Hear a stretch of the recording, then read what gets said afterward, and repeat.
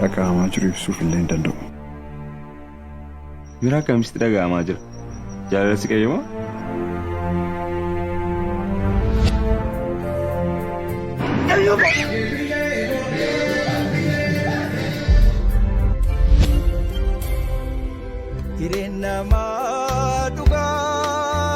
Eenyu kan ta'e beektaa tana? Keessa waan gaarii hojjettaniin beeku. Maalan mallee?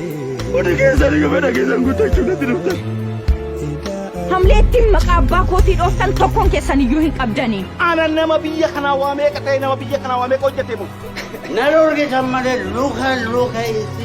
Malaammaltummaa fi kan babal'atee alseerummaa nama kana yeroo guddachaa deemu eessa turtan? Namni haqaaf dhaabatu tonoo baay'ateera ta'e.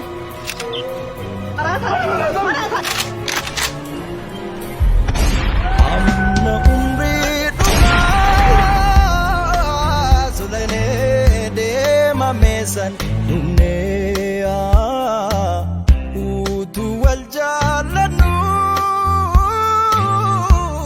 cubbuu dhaalafnee.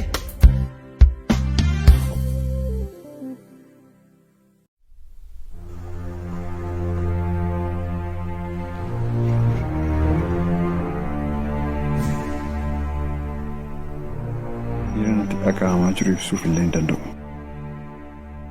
Miraa akkamitti dhaga'amaa jira? Jaalalli qayyama?